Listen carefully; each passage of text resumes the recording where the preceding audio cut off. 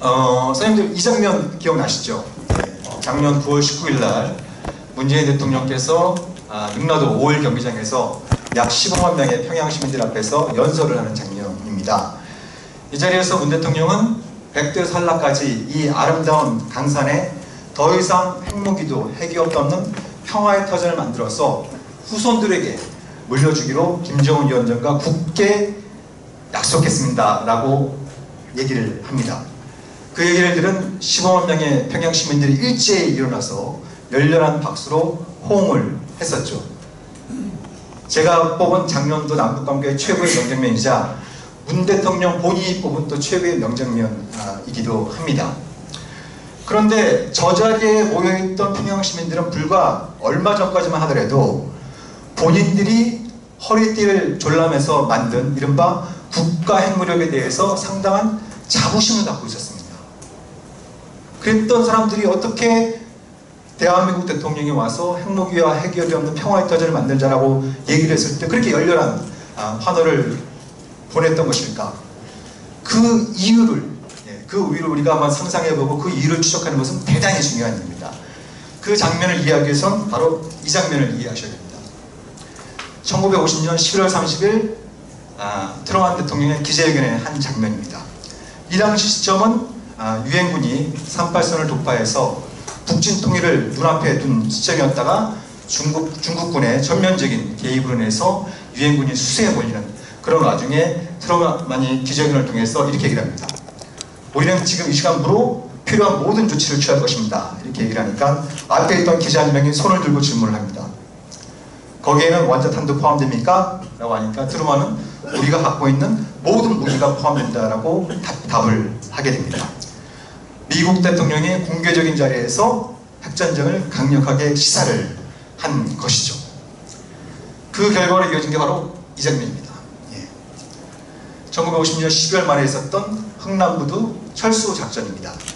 물론 이 자리에 모인 분들은 다양한 사연들이 있을 것입니다. 이때 북한 주민 약 30만 명이 필사의 탈출을 위해서 흥남부두로 몰려왔고 그 가운데 9만 3천 명이 극적으로 탈출을 성공하게 되죠. 이렇게 많은 사람들이 필사의 탈출을 감행했던 가장 중요한 원인은 방금 전에 말씀드렸던 미국 대통령의 공개적인 핵 위협이 있었던 것입니다. 그리고 이때 탈출에 성공한 9만 3천 명의 북한 주민들 가운데에는 훗날 대한민국 대통령이 되는 문재인 대통령의 부모님도 계시던 것이죠. 그래서 아까 말씀드렸던 15만 명의 평양시민 능라도 경기장에서 문 대통령의 연설을 듣고 열렬하게 환호를 보냈던 그 15만 명의 평양시민, 그리고 그걸 TV를 통해서 지켜봤던 북한의 많은 주민들은 문재인 대통령을 대한민국 대통령이자 바로 원자탄 피난민 2세로 생각했던 것입니다. 그래서 허리띠를 졸라매면서 국가 핵무력을 완성했다라고 하는 김정은 위원장과 대한민국 대통령이자 원자탄 피난민 2세인 문재인 대통령이 힘과 지혜를 모아서 이번이야말로 정말 한반도에 더 이상 핵무기와 핵이 없는 평화의 터전을 만들기를 간절히 염원한 것은 아니었나 라는 게 저의 생각입니다.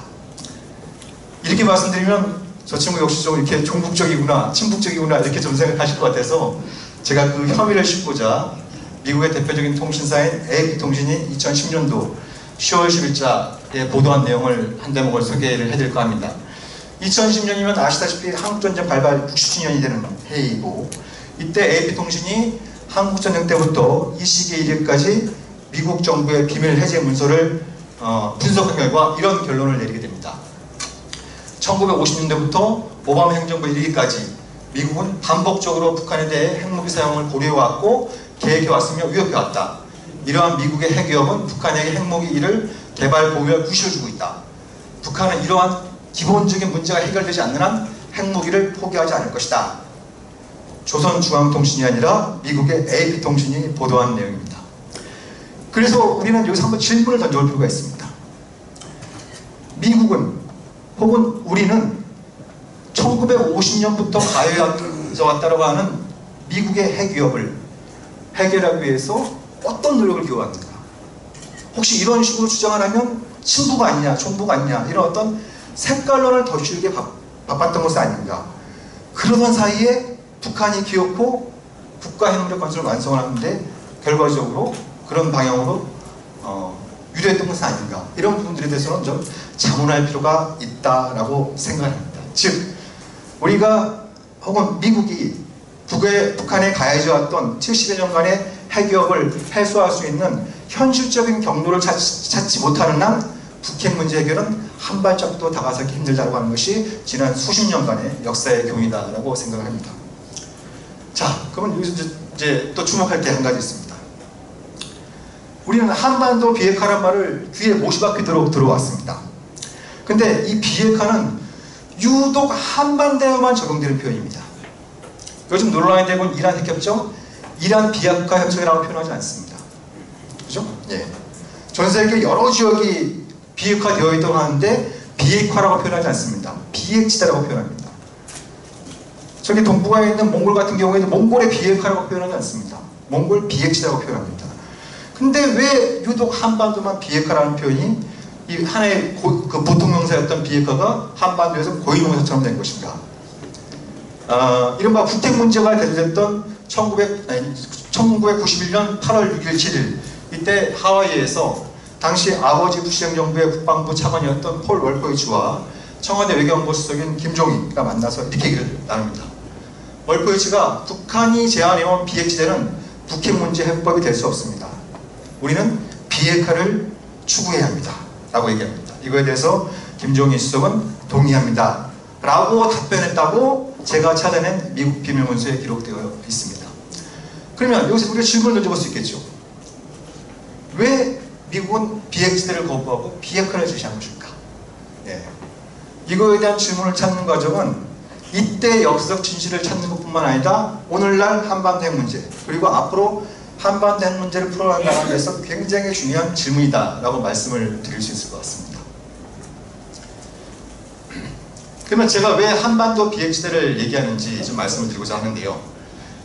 여기 지금 그림에서 보시는 것처럼 지금 주황색으로 표시된 지역이 비핵지대입니다. 뉴클리오 웨폰 프리존 비핵지대입니다. 보시다시피 전 세계 한 절반가량이 비핵지대로 지금 되어 있는 상황인데 우리에게는 여전히 낯선 그런 이제 개념이라고 할 수 있을 텐데요.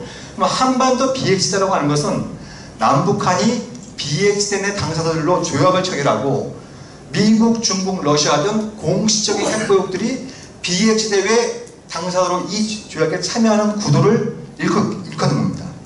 이렇게 되면 아까 제가 능라도의 연설을 소개 말씀드렸습니다만 그 능라도에서의 다짐, 즉 우리 방사는 영원히 핵무기도 핵위협도 없는 평화의 터전을 만들 수 있는 가장 좋은 방안이 저는 한반도 비핵지대 조약 체결이다라고 생각을 합니다. 왜 그런지 하나씩 한번 짚어보겠습니다. 제가 한반도 비핵지대를 제안한 이유를, 첫 번째 이유는 이제 조만간 북미 실무회담이 열린다라고 하는 이런 소식도 전해지고 있는데요. 제일 큰 걸림돌은 뭐냐면 작년 싱가포르에서 북미가 완전한 비핵화에 합의를 했지만 그 비핵화가 뭔지 13개월이 지나도록 아직 합의된 정의가 존재하지 않는다라는 것입니다. 미국은 FFVD, 최종적이고 완전히 검증되는 비핵화를 얘기하고 있는데 여기서 미국이 얘기하는 FFVD에는 북한이 핵뿐만 아니라 화학무기, 생물무기, 그리고 모든 탄도미사일과 이중전도 프로그램, 심지어 WMD, 대량 파괴 무기와 미사일에 종사하는 과학자와 기술자들의 직업전환까지 포함되는 것이 FFVD다 라고 정의를 내리고 이걸 하노이에서 들이밀면서 그게 노딜이 됐던 결정적인 이유였습니다. 당연히 북한은 이건 말도 안 되는 소리다. 이건 비핵화가 아니라 무장해제에 준하는 것이다 라고 거부를 해왔죠. 반면에 북한이 얘기하는 건 조선반도 비핵화입니다. 여기에 핵심적인 내용은 북한의 핵포기뿐만 아니라 당연히 미국의 대북 핵위협도 해소되는 것이 포함되어야 된다는 것입니다. 그래서 제가 비핵지대를 대안으로 말씀드리는 이유는 지금 말씀드린 것처럼 비핵화를 둘러싸고는 아직 이거에 대한 합의된 정의와 최종 상태가 존재하지 않습니다. 그래서 이걸 두고 더 이상 헤매지 말고 이미 국제적으로 존재하는 비핵지대를 한반도 비핵화의 정의와 최종 상태로 삼자라는 것입니다. 이게 가장 중요합니다. 지금 북미회담에 대해서 여러 가지 아까 정세현 장관님께서도 낙관적인 전망을 피력했습니다만 비핵화에 대한 정의에 대한 합의가 이루어지지 않으면 낙관적인 전망이 또다시 수포로 돌아갈 가능성이 상당히 높습니다. 이게 제가 첫 번째 이유고요. 두 번째 이유는 이것이 거의 완벽에 가까운 북핵 문제 해결 방안이라는 것입니다. 아까 김동현 교수님께서 발제하신 것처럼 과거핵과 현재의 문제가 해결된다고 하더라도 북한에는 여전히 핵무기를 개발할 수 있는 자원과 기술과 인력이 남게 됩니다. 즉 미래에까지 100% 해결하는 건 불가능하다는 겁니다. 불가능하다고 하는 부분인데, 근데 비핵시대 조약을 체결하게 되면 북한의 핵포기 약속에는 국제법적인 구속력이 부여가 되고, 그리고 이중에 검증 체계를 만들어낼 수 있기 때문에 가장 완벽에 가까운 북핵 문제 해결 방안이다. 특히 이 비핵시대 조약 체계는 북핵 합의 역사상 처음으로 국제법적 구속력을 부여하는 방안이기 때문에 전임 정부보다 잘났다라고 하는 것을 과시하고 싶어하는 트럼프에게도 매력적인 측면이 있다라고 설명드릴 수 있고요. 그리고 반면에 미국의 대북 핵위협을 해소할 수 있는 가장 현실적인 방법이라는 겁니다. 미국의 대북 핵위협을 해소할 수 있는 가장 좋은 방법은 7,000개에 달하는 미국의 핵무기와 그 투발수단을 없애는 거겠죠. 그렇지만 그것은 가장 좋은 방법이지 동시에 가장 비현실적인 방법이라는 또 문제를 안고 있습니다. 우리가 그 꿈은 궁극적으로 그 꿈을 포기해서는 안 되겠습니다만 지금 당장 단기적으로 미국의 대북 핵위협을 해소할 수 있는 현실적인 방법은 미국이 북한에 대해서 핵무기 사용 위협을 하지 않겠다. 그리고 한반도에 더 이상 핵무기를 배치하거나 전개하지 않겠다라고 하는 것을 국제법적으로 약속하는 것이 제가 보기엔 지금 시점에서 우리가 찾을 수 있는 가장 현실적인 방법이다라고 말씀드릴 수 있을 것 같습니다.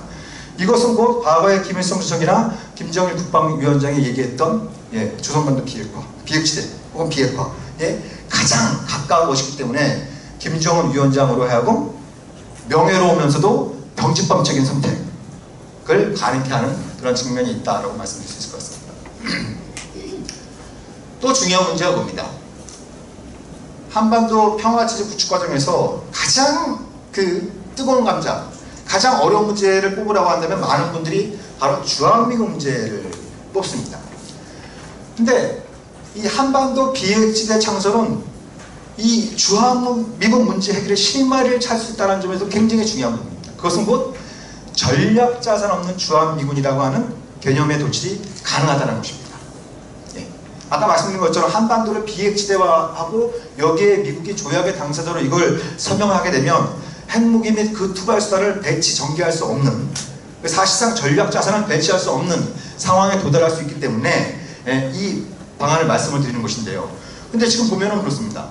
미국의 입장에서는 전략자산이 없는 상태는 불만이겠지만 그래도 주한미군을 계속 주둔시킬 수 있다고 한다면 어느 정도 만족할 수 있는 측면이 있고, 반면에 북한이나 중국의 입장에서는 주한미군이 계속 존재하는 상태는 불만일 수 있겠지만 동시에 전략자산이 없다는 측면에서 만족할 수 있는 측면이 있다는 것입니다.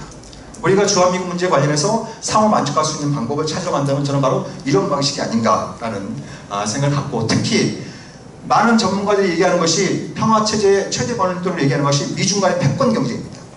그래서 도대체 이 미중 간의 패권 경쟁에서 이걸 어떻게 완화할 수 있을 것인지, 혹은 한반도 문제를 어떻게 분리시킬 수 있을 것인지, 이런 문제를 논의할 때 전략자산 없는 주한미군도 우리가 충분히 공론해볼 가치가 있다라고 생각이 되고요.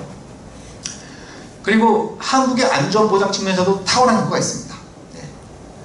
우리가 최근에 어제 국군의 날에도 이제 F-35가 다시 이제 등장하고 이런 한국이 지금 역대급 군비 증강을 하고 있고, 많은 국민들이 여기에 대해서 지금 응원을 하고 있는, 지지를 하고 있는 이유는 여러 가지가 있지만 이른바 주변국 위협 때문이라고 얘기를 합니다.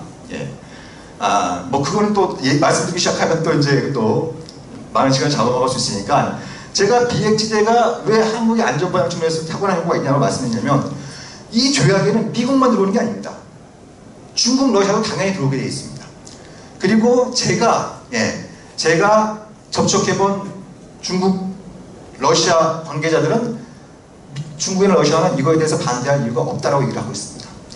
그러면 중국과 러시아도 뭡니까? 한국에 대해서 핵무기 사용 및 사용업을 하지 않겠다라고 하는 법적 구속력을 갖춘 약속을 하게 되고, 그리고 한반도 비핵지대 조약을 체결되면 비핵 3원 측을 주창해온 일본도 동북아 비핵지대 쪽에 참여하라고 하는 강한 압박을 받을 수밖에 없습니다. 지금 동북아에서 핵 군비 경쟁이 급격히 지금 증대될 위험성이 커지고 있는데, 저는 거기에 브레이크를 걸 수 있는 아주 좋은 방법이 바로 한반도 비핵지대 조약 창설이다라고 생각을 합니다. 아울러서 한반도 비핵지대 창설은 남북한이 자주적으로 문제를 풀 수 있는 아주 중요한 방식이라는 겁니다. 4.27 판문점 선언을 보면 한반도 비핵화를 통해 그걸 추구한 당사자는 주체한 남과 북이로 되어 있습니다. 그리고 국제사회의 지지와 협력을 요구한 이런 형태로 되어 있는 걸 확인할 수 있습니다. 근데 유엔이 제시한 비핵시대 창설 매뉴얼과 이 내용이 상당히 유사하다는 것을 확인할 수 있습니다. 그래서 혹시라도 북미 대화가 끝내 결렬이 된다고 한다면 우리가 가질 수 있는, 우리가 한번 공론해 볼 수 있는 플랜 B는 일종의 남북 비핵시대 협상과 후 미국을 포함한 국제협력 도모, 이런 어떤 구도도 우리가 생각해야 된다고 생각합니다. 다음으로 평화협정의 현실에 대해서 잠깐 말씀을 드리도록 하겠습니다. 이 그림 뭔지 아시겠죠? 예.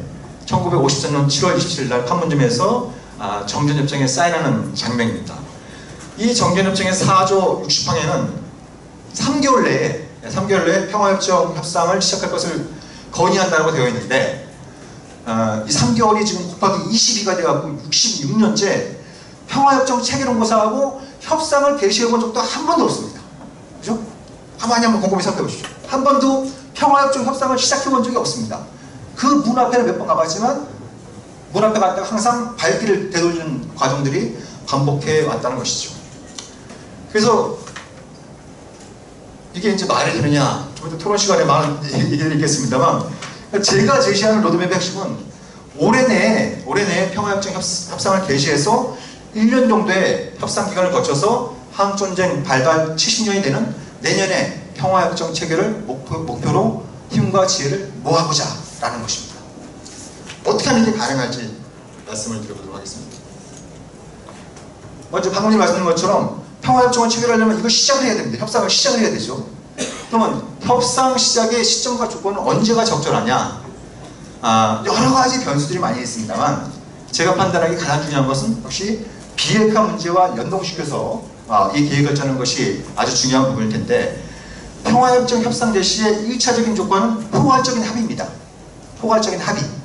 즉 비핵지대의 기초에서 비핵화의 정의와 최종 상태, 그리고 이거에 대한 상응조치, 여기에 상응조치에는 대국제재 해제, 평화협정 체결, 북미관계 정상화, 그리고 대국 안전 보장을 위한 군사적 조치, 이런 내용들이 이제 포함되어야겠죠. 예. 그런 어떤 포괄적인 합의를 이번에 3차 북미 정상회담이 열린다고 한다면 그런 합의에 도달해야 되고, 그리고 단계적 이용도 중요합니다. 근데 지금까지는 단계적 이용의 첫 단계로 장소 중심으로 사고를 해왔습니다. 영변, 핵폐기, 이게 대표적인 것이죠. 그죠? 예. 근데 제가 제안하는 것은 그러한 장소 중심에서 기능 중심으로 전환하자는 겁니다. 왜? 영변 얘기를 막 하면, 예? 우리가 지난번에도 확인하지 않았습니까? 북한의 핵시설이 영변에만 있겠어? 강성 이런 데 우란 농축시설이 있지 않아? 이런 문제 때문에 다시 그 도돌이표로 들어가는 경우들이 반복되었기 때문에 장소 중심에서 기능 중심으로 전환을 하고, 그래서 1단계에는 핵물질 생산의 영구적인 중단이고, 2단계는 핵무기 생산의 영구적인 중단을 위해서 관련 시설의 폐기 및 핵물질의 처리입니다. 핵물질을 처리해야 핵무기를 추가적으로 생산할 수 없기 때문이죠. 그리고 3단계로 핵무기 및 핵탄두 장착 미사일의 폐기를 이렇게 3단계로 나눠서 보고, 평화협정 협상 대신은 북한이 1단계 조치에 돌입할 때 개시할 것을 제안하는 것입니다. 그러면 협정 체결은 언제가 적절한가 관련해서, 예. 일단 우리가 전제해야 될 것은 평화협정과 평화체제는 동일한 건 아닙니다. 예. 평화협정은 평화체제의 일부인 것이죠. 평화체제의 중요한 법적, 제도적 기반이다라고 말씀을 드릴 수 있는데, 이 관계는 크게 입구론. 그러니까 입구론은 평화협정을 먼저 체결해서 평화체제를 만들어가는 과정을 의미하는 것이고, 출구론, 출구는 평화체를 쭉 만들다가 마지막으로 평화협정을 체결해서 그걸 매듭 짓는 것을 의미하는 것이고, 세 번째는 중간 단계로, 이거는 평화체제의 중요한 요소 중에 일부를 먼저 합의하고 이행하면서 그거를 가속화하고 그거를 완벽성을 기하기 위해서 중간쯤에 평화협정을 체결하는 이런 어떤 세 가지로 나눠볼 수 있는데, 저는 중간 종교론을 상정하면 이제 이 문제 해결에 크게 기여할 수 있다고 생각합니다. 이거에 필요한 것이 이제 역시 그 북핵 폐기 수준이라고 할 텐데, 여기에 기술한 것들이 이제 여러 가지 내용들이 있는데요. 이 내용들을 종합해 보면은 평화협정 체결 시기에 북핵 폐기가 80에서 90% 정도에 달한다는 것을 알 수 있습니다. 이렇게 되면 제가 이렇게 말씀드리는 근거는 뭐냐면, 지난 3월 달에 제가 미국 국무부에 가서 그런 질문을 던 적이 있습니다. 당신들은 영변 핵폐기의 가치를 어느 정도 보느냐? 북한의 전체 핵 능력을 100으로 본다면 영변이 폐기될 경우에 북핵 능력이 몇 % 정도가 제거된 거로 보느냐? 라고 이제 질문을 하니까 한 40에서 60%, 적게는 40에서 최대는 60% 정도로 본다고 얘기했습니다. 하지만 제가 지금 여기 기술한 내용은 영변 폐기뿐만 아니라, 그죠? 당장 핵무기를 만들 수 있는 핵물질 전부와 또 핵무기 절반가량을 폐기한 상태를 의미하기 때문에 북핵 폐기가 80에서 90%에 달한다라고 이제 분석할 수 있는 것이고, 이것은 비핵화 마지막 단계 평화협정을 체결한다고 하는 한미 양국과 비핵화 이전에 체결해야 된다고 하는 북한의 입장을 상호 만족화시킬 수 있는 방향으로 풀 수 있는 방법이 아닌가라는 생각을 갖게 합니다. 그럼 2020년 평화협정 체결이 가능하냐? 여러 가지 당연히 반론이 나올 수밖에 없습니다. 제일 많이 나오는 반론이 미중 패권 경쟁 때문에 안 된다. 근데 미중 패권 경쟁 때문에 안 되면, 즉 미중 관계를 평화협정의 구조적 변수로 받아들이면 평화협정은 영원히 안 될 수도 있습니다. 2020년이 안 되면 2021년도 안 되고, 그죠? 영원히 안 될 수 있습니다. 왜? 미중 패권 경쟁이 종식될지 안 될지 그거는 아무도 모르기 때문입니다. 근데 추세적으로 보면 갈수록 패권 경쟁이 격화되는 국면이 있기 때문에 우리가 취해야 될 방식은 안 그래도 복잡한 한반도 평화협정, 평화체제에 미중 패권 경쟁이라고 하는 구조적인 변수까지 개입시킬 것이 아니라 이걸 최대한 분리시키려고 하는 노력이 중요합니다. 물론 관계가 있다는 건 저도 잘 압니다. 관계가 있다는 건 잘 아는데, 근데 이거를 갖다가 평화협정 체결 프로세스에 구조적 변수를 개입시키게 되면 한반도 평화체제, 평화협정 체결은 도저히 풀 수 없는 고차 방정식이 되고 맙니다. 우리가 취해야 될 방식은 그런 다양한 변수를 고려하되 최대한 문제 해결을 단순화시킬 수 있는, 즉 고차 방정식을 찾을 수 있는 1차 방정식. 그러니까 모든 고차 방정식은 1차 방정식으로 환원되는 법 되게 마련 아니겠습니까? 우리가 취해야 될 방식은 바로 자세는 그거다라는 말씀을 드리고 싶고요. 그리고 아까 말씀드렸던 것처럼 평화협정 체결을 제가 2020년으로 제안하는데, 이때까지 북핵 80-90% 폐기가 가능하겠느냐?